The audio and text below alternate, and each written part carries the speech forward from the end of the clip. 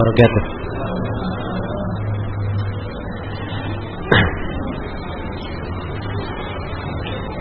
Alhamdulillahi rabbil alamin, wassalatu wassalamu ala al-mabu'uthi rahmatan lil alamin, nabiyina Muhammad wa ala alihi wa sahbihi wa man tabi'ahum bi ihsanin ila yaumiddin, amma ba'd.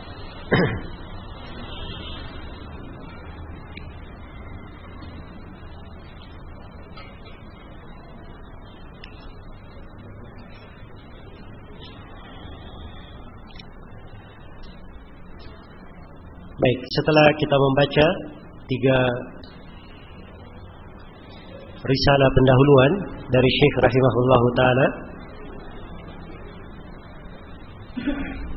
berikut ini pembahasan inti yang merupakan maksud dari daurah ini, yaitu membahas 3 perkara pokok yang merupakan sebab kebaikan dan kebahagiaan untuk seorang hamba di alam kubur, dan tentunya itu juga adalah sebab kebaikan dan kebahagiaan untuk hamba di dunia dan di akhirat, yaitu seorang mengenal 3 landasan utama yang mempelajari 3 pertanyaan yang ditanyakan oleh malaikat di alam kubur. Iya. Membaca kandungan dari buku ini dari hal yang hendaknya selalu kita ulangi terus menerus, kita perhatikan, sebab ini terkait dengan masalah suatu hal yang sangat penting, pertanyaan menjawab pertanyaan para malaikat di alam kubur. Iya. Dan selalu mengulangi 3 perkara pokok ini akan mengingatkan seorang hamba akan kehidupan yang hakiki, yaitu kehidupan akhirat, kehidupan di alam kubur, dan apa yang akan datang nanti setelahnya dari hari kebangkitan yang berujung kepada 2 hal, kepada surga atau kepada neraka. Sini penulis rahimahullah mulai masuk menjelaskan tentang bagaimana mengenal Allah Subhanahu wa taala. Iya.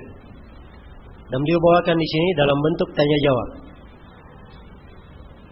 Karena memang para malaikat bertanya, dan dibawakan dalam bentuk tanya jawab. Ini kadang lebih mengena di dalam jiwa, karena dimaklumi dari pengajaran Nabi sallallahu alaihi wasallam, bahkan dimaklumi dari ayat-ayat Al-Qur'an, bahwa penyampaian dari ilmu itu kadang dalam bentuk pemaparan dan kadang dalam bentuk tanya jawab. Kadang dalam bentuk tanya jawab. Dan di sini dibawakan oleh beliau dalam bentuk tanya jawab agar supaya lebih mudah untuk diingat. Kata beliau, fa in qila laka man rabbuka, apabila ditanyakan kepadamu siapa Rabbmu, siapa Rabbmu? Iya. Siapa yang kamu ibadahi? Siapa penciptamu? Pemberi rezeki dan yang mengatur segala perkaramu. Apabila ditanyakan kepadamu, man rabbuka, siapa Rabbmu? Maka jawablah. Faqul, jawab, Rabbi Allah, Rabbi Allahu alladhi rabbani wa rabba jami'al alamina bi ni'amihi. Rabbku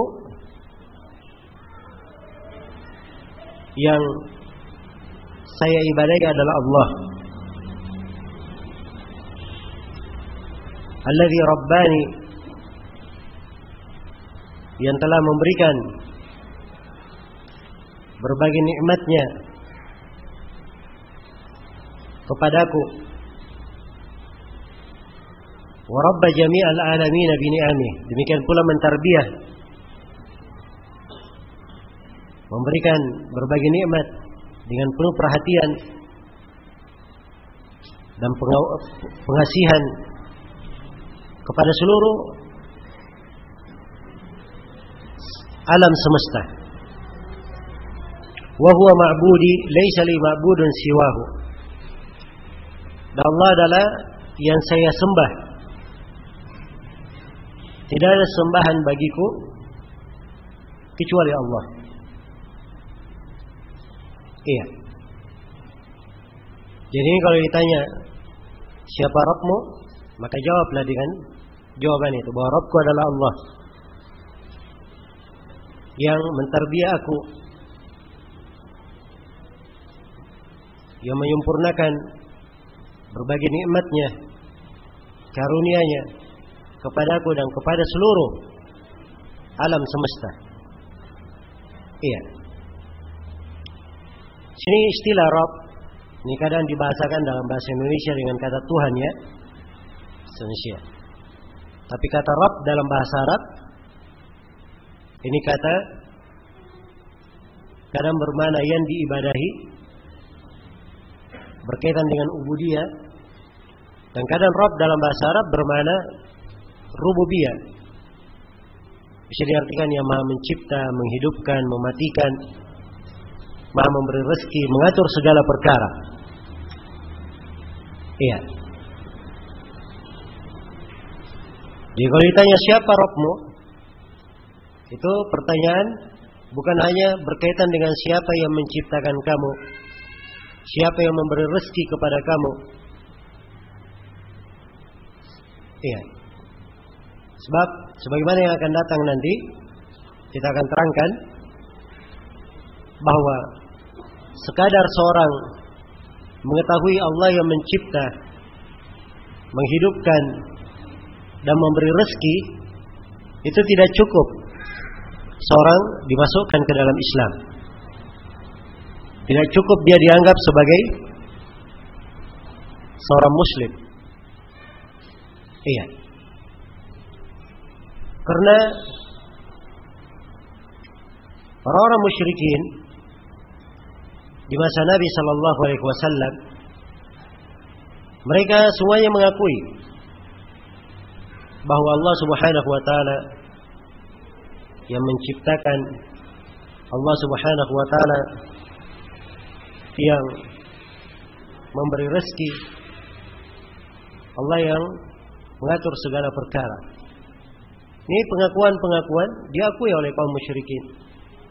Karena itu di dalam ayat misalnya seperti di surah Yunus ayat 31, Allah Subhanahu wa taala berfirman, "Qul may yarzuqukum minas sama'i wal ard? Amman yamliku as-sam'a wal absar? Wa man yukhrijul hayya minal mayyit? Wa yukhrijul mayyita minal hayy?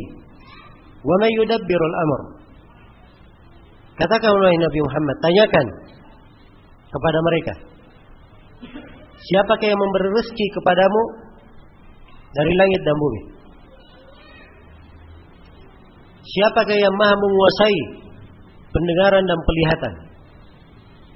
Tanyakan kepada mereka, siapakah yang mengeluarkan yang hidup dari yang mati, mengeluarkan yang mati dari yang hidup, dan siapakah yang mengatur segala perkara? Tanyakan kepada mereka. Maka Allah menjelaskan apa yang akan dijawab oleh kaum musyrikin. Fasayaquluna Allah, mereka pasti akan menjawab Allah yang melakukan seluruh itu.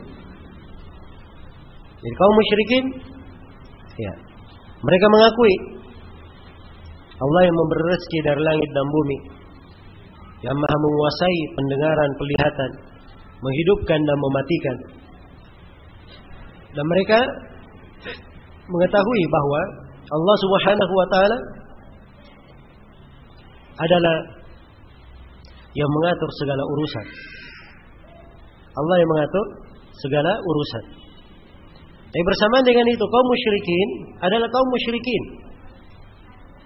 Ya. Bukan muslimin.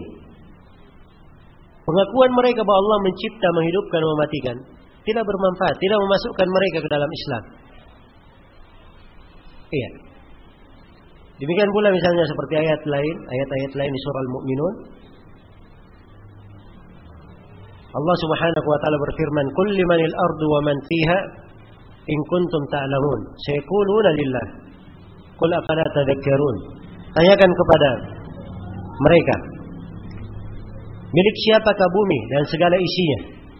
Kalau memang kalian mengetahui. Maka kaum musyrikin pasti menjawab milik Allah. Kalau begitu, kenapa kalian tidak mengingat? Kemudian Nabi diperintah bertanya lagi, "Qul man rabbus samawati as-sab'i wa rabbul arsyil 'azim?" Sayaquluna lillah. Qul afala tattaqun. Tanyakan kepada mereka, siapa yang menciptakan langit dan bumi? Rabb langit dan bumi. Siapa yang merupakan Rabb bumi yang 7? Siapa yang merupakan Rabb langit yang 7 dan Rabb arsy yang maha agung? Maka mereka semua menjawab, Allah. Kalau begitu kenapa kalian tidak bertakwa? Qul man biyadihi malakutu kulli syai'in wa huwa yujiru wa la yujaru alaihi in kuntum ta'lamun. Tanyakan kepada mereka, siapakah yang di tangannya kekuasaan segala sesuatu? Dia melindungi dan tidak dilindungi. Kalau memang benar kalian tahu. Sayaquluna lillah. Mereka pasti akan menjawab Allah. Kalau begitu kenapa kalian fa'anna tusharun? Kenapa kalian seperti tersihir? Iya. Jadi mereka mengakui Allah mencipta, menghidupkan, mematikan, menciptakan langit dan bumi. Allah yang maha menguasai pendengaran, penglihatan. Tapi bersamaan dengan itu mereka berbuat kesyirikan kepada Allah. Diakui Allah satu-satunya yang mencipta, menghidupkan, mematikan, tapi mereka tidak mau mengakui bahwa Allah satu-satunya yang diibadahi. Inilah letak kesyirikan kaum musyrikin. Letak kesyirikan kaum musyrikin. Ya. Makanya harus dipahami apa makna dari tauhid tersebut. Jika dia misalnya ditanya oleh malaikat, "Man rabbuka?" Siapa Rabbmu? Dan dia pahami dari kalimat "Man rabbuka" hanya pertanyaan, siapa yang menciptakanmu? Ya. Siapa yang menghidupkanmu? Siapa yang mematikanmu? Ya. Dia hanya meyakini ini, tidak diyakini Allah satu-satunya yang diibadahi, maka ini tidak akan memberikan manfaat untuk jawabannya. Dia belum kenal siapa Rabbnya. Belum mengenal siapa Rabbnya. Dan kalau pemahamannya masih seperti itu, tidak ada bedanya dengan kaum musyrikin di masa Nabi. Sebab kaum musyrikin di masa Nabi mengakui semua itu. Bersamaan dengan itu, mereka tidak masuk Islam. Mereka masih diperangi oleh Rasulullah dan mereka masih membenci Rasulullah sallallahu alaihi wasallam. Kalau begitu keislaman adalah pengakuan bahwa Allah Subhanahu wa taala adalah satu-satunya yang berhak untuk diibadahi, tidak ada syarikat baginya. Tidak ada syarikat baginya. Iya. Maka ini dasar pokok yang hendaknya diketahui. Jadi ketika penulis di sini berkata, ya, kalau ditanyakan kepadamu, "Man rabbuka?" Siapa Rabbmu? Faqul, maka jawab, "Rabbku adalah Allah. Alladzi rabbani, yang mentarbiah saya." Kalimat tarbiyah itu artinya merawatnya dengan penuh saksama. Iya. Seperti anak kecil ditarbiyah dari semenjak lahir, ya, hingga dia besar dirawat oleh ibunya, orang tuanya, sampai dia apa? Sampai dia besar. Itu namanya ditarbiyah. Iya. Dan makhluk ini kita semua ditarbiyah oleh Allah. Dirawat dan diberikan berbagai kebaikan, berbagai nikmat oleh Allah. Wa rabba jami'al alamin. Dan Allah yang mentarbiyah seluruh alam semesta ini dengan nikmat-nikmatnya, dengan berbagai karunia-Nya. Iya. Wa huwa ma'budi laisa li ma'budun siwa.